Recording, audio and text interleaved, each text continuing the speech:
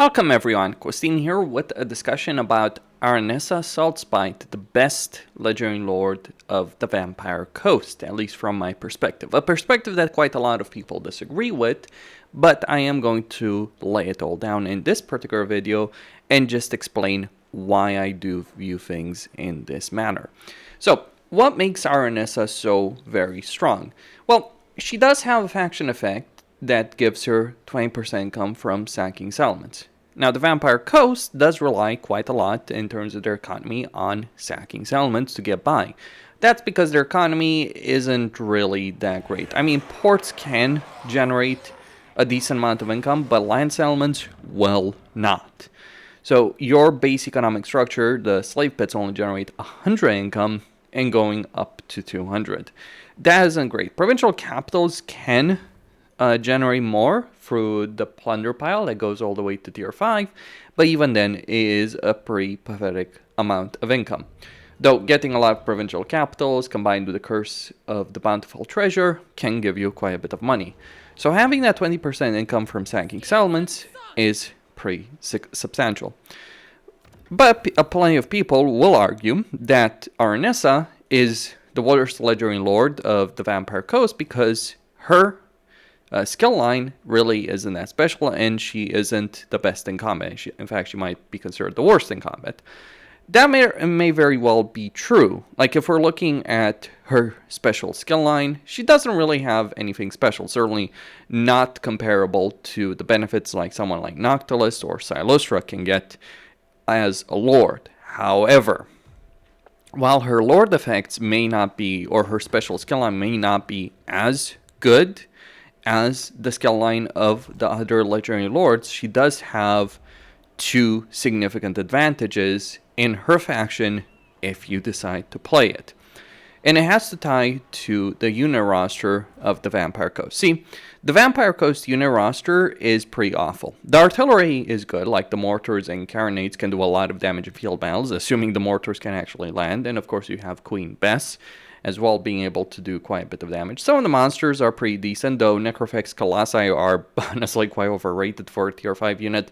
Like, compared to many other tier 5 units in the game, they are actually relatively weak. Compare like a Necrofex to a Rogue Idol or some of the things that the Tomb Kings have, yeah, they're gonna fall short.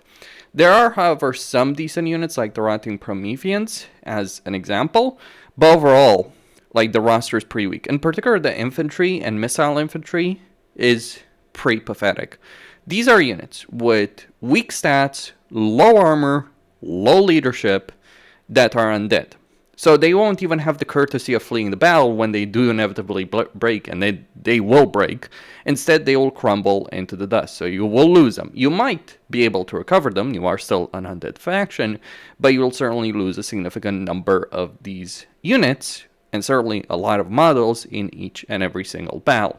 This is a fairly major problem when you're playing the Vampire Coast, especially if you're trying to play a long campaign, because what matters in a long campaign isn't just getting one powerful army. Every Vampire Coast legendary lord can do that, sure. Like, look, this army could defeat a lot of things in its path. Between the heroes, the artillery, it has a lot of power in it. But it's really just the heroes and artillery that are making it work. The undead units are not really worth all that much.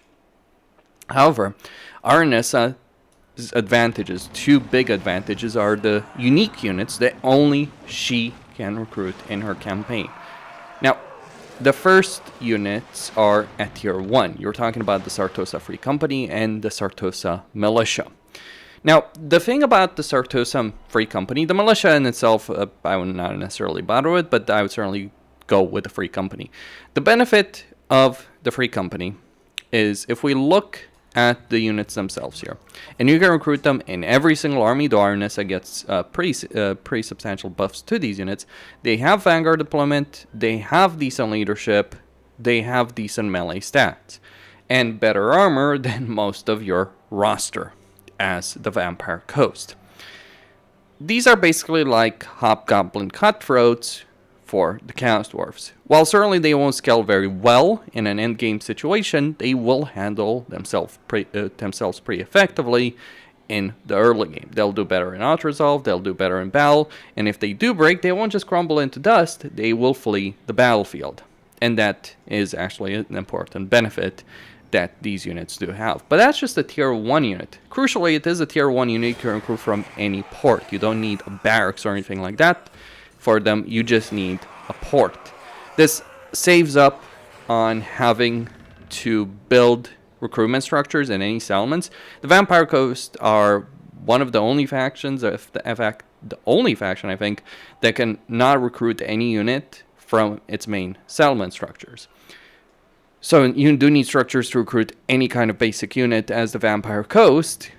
If you can recruit Sartosa Free Company from any port, well, that is a major advantage in its own right. And building armies of these guys is going to work quite well in your campaign, because this means that your secondary, tertiary armies are going to be able to handle themselves in a fairly effective manner on the campaign map. And of course, and actually support and actually be the front line that your gun line does need. Your gun line is fairly short range. You do need effective melee units to actually pin enemy units down, so your mortars can do damage, so your handguns can do damage, so your hand cannons can do damage, deck gunners can do damage. You do need these kind of units, and you just really don't have them for a very long time in a campaign for most of the Vampire Coast Legendary Lords, with the exception of Aranessa. Sure, you can get Depth Guard, and Depth Guard are pretty effective units, but they are a tier 4 unit. Unless you get lucky and manage to recruit them through Raising the Dead, which is what exactly what I've done over here. That's how I've gotten these Depth Guard in this particular army. But there is, of course, another benefit. Though you do need the Ogre Kingdoms DLC in order to access it, but if you do have the Ogre Kingdoms DLC, you get a substantial amount of combat power. Because what you will then be able to do is at every tier 3 port, you will be able to recruit man-eaters. Now, man-eaters are expensive. They're expensive to recruit, they're expensive to maintain, but they are pretty damn effective in a battle. They have a really high amount of armor-piercing damage, they have pretty good melee stats, they will do quite well in battle. And crucially, they also have Wall Breaker. It is not an insubstantial advantage to have these units, especially because if you have like these big units, one, you'll have a more effective siege army, quite crucially, even more effective, I would argue, than Depth Guard, because if your entities like these kind of monstrous units like man-eaters or trolls, all that, they will actually do better in many siege battles. Man-eaters cause fear, they have pretty extraordinary leadership, not the best armor in the world, but they will still hold their own. And yes, the Wall Breaker ability. So you open more holes in the wall, which is actually quite an important advantage. I mean, you do have artillery, easy access to artillery, but not having to spend that precious artillery ammunition on breaking down walls and just having an infantry unit doing it is actually pretty damn powerful. Or a monstrous unit doing it is a pretty damn powerful ability. And you can recruit these man-eaters in every single army. And you can combine these with the Sartosa Free Company. Let's say you're engaging a foe in a stand-up melee fight. Sure, you could have the Sartosa Free Company pin the units and then charge with the ogres. They'll do pretty well in that respect. So it's a charging option. It's kind of like a cavalry option without being a cavalry unit. So they'll do pretty well as charging units, but you can also put them inside your main infantry line, combine that, and like use the Sartosa Free Company to protect the man-eaters or the ogres or monstrous units in general from taking damage. That's why Aranessa works the best of the Vampire Coast Legendary Lords, because she's the only one that doesn't rely on just mortar spam and artillery spam and hero spam in order to win battles. Every other Legendary Lord of the Vampire Coast does rely on that for their secondary, tertiary armies, even for their main armies. Aranessa does not. She actually has a front line.